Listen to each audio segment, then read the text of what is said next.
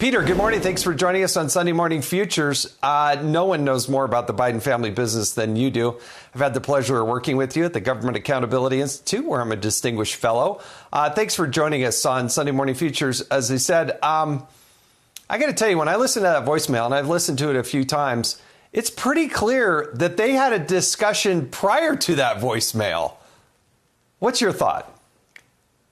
Yeah, you're exactly right. And this is just further evidence of what we've known based what's on the laptop, what's based on other reporting, and that is that Joe Biden and Hunter Biden were talking regularly about his foreign deals. And when Joe Biden has said repeatedly, both as president and as a candidate, that he never discussed his foreign dealings with his family, that he's lying. There's no other word for it. And here's the thing, Jason. I mean, we need to put this into relief contrast when it comes to the Bidens dealing with China. What we've seen in the last 18 months during the Biden administration is retreat by 1,000 small steps when it comes to American policy towards China.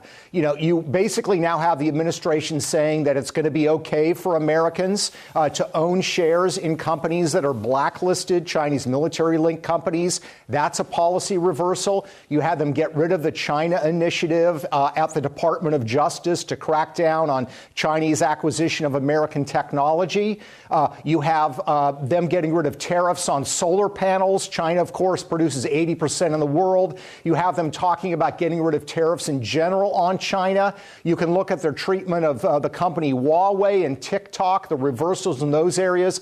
I could go on and on. The bottom line and the most stunning thing, Jason, is all of those retreats by the Biden administration on China, they received zero concessions in return. These were all giveaways to Beijing. And so we have to have an honest conversation in this country. Does the flow of Chinese money to the Biden family, tens of millions of dollars, influence American foreign policy? We see news articles all the time, Jason, about big tech and big oil and Wall Street influencing the legislative process. Why shouldn't we have that conversation about Chinese money flowing to the Bidens? So going back to the CEFC and the discussion which prompted the president to leave this voicemail message for Hunter, and why he saved this on his laptop, I don't know. But the CFC, that wasn't just a discussion with local businessmen in China. They got some real interesting ties, don't they? Yeah, that's exactly right. And that's what really makes this more troubling than just normal, typical overseas business dealings. CEFC was run by a gentleman named Chairman Yi. He had links to Chinese intelligence. His company was located in an area of Beijing that was owned by the Chinese military. The precursor to CEFC was started by military officers with the Chinese military general staff. And you look at the other deals that they did. There's a series of deals, basically 4 deals that the Bidens received money from in China. Each and every one of those 4 businessmen, Chairman Yi being one of them, have links to the highest levels of Chinese intelligence. And in none of these cases, Jason, did the Bidens perform any legitimate business service. They don't bring any capital to these deals. They don't bring any expertise. They don't bring anything. So that's really why you have to look at these deals and understand what's going on here and juxtapose it with the policies that we are now getting from the Biden White House. You know, if you look at the world map and you look at where Hunter Biden and the Hunter Biden family were trying to do business, I mean, it's everywhere from China to Mexico to the UAE to Ukraine to Russia to Qatar to look at that map. I mean, this is where Hunter Biden is out there either doing business or trying to do business while his dad was vice president of the United States.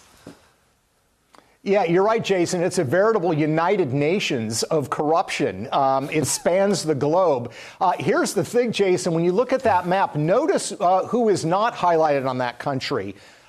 Great Britain, Germany, Japan, countries that have economic and business cultures that lack corruption or minimize corruption. Each and every place that Hunter Biden was looking to do business has a corporate climate that is highly corrupt, that is also very curious and has very major initiatives that they want accomplished in Washington, D.C. with our government leaders, namely Joe Biden. And that's the bottom line. Look at the timing of the deals in Ukraine and China, for example, Jason. In both of those cases, the deals happened shortly after Joe Biden, as vice president to Barack Obama, was literally appointed the point person on U.S. policy to those countries. Barack Obama comes out with a statement and says, Joe Biden is our point person on China policy. And within a matter of a couple of months, Hunter Biden is collecting major deals from Chinese businessmen. Same thing in Ukraine. In 2014, Vladimir Putin invades Ukraine. Barack Obama appoints Joe Biden his point person on policy towards Ukraine. Within 4 weeks, Hunter Biden signs up with Burisma, the corrupt energy company, and starts banking $1 million a year in fees. I mean, it's so blatant, it's so there, and the lack of curiosity by the mainstream media, the lack of interest in this is astonishing. And not only was he just doing business, but Hunter Biden is accompanying his dad on Air Force Two.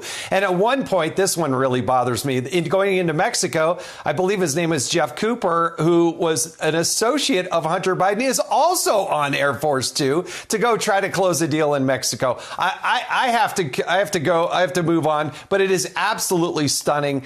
One other very quick comment that I need to ask you about is, there is a lot of talk about the cognitive decline of Joe Biden. I don't want to put it up as just ageism. I think it is cognitive decline. And then we also have policies that aren't going in place. It's stunning to me that this administration, not even a year and a half into its term, is already talking about bringing on somebody else to be the nominee. Yeah, and I think the sharks are circling. I think you've got Gavin Newsom in California. You've got Hillary Clinton talking about running.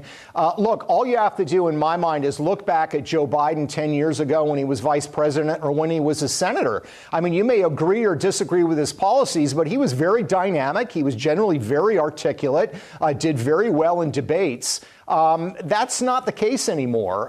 And I think you have to have an honest conversation. I think also Democrats are looking at the fact that his poll numbers are so low that this represents a catastrophe for the larger party. So I will be stunned if we don't see Gavin Newsom and or Hillary Clinton and others challenge him the same way that Jimmy Carter was challenged in 1980 by Ted Kennedy.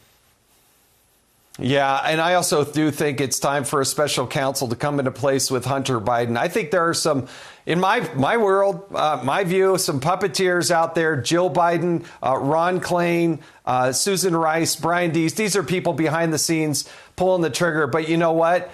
The dealings overseas that we talked about with Hunter Biden, they demand a special counsel. That's just my opinion. Peter Schweizer, thank you so much for joining us today on Sunday Morning Futures. And I really do appreciate it. All right.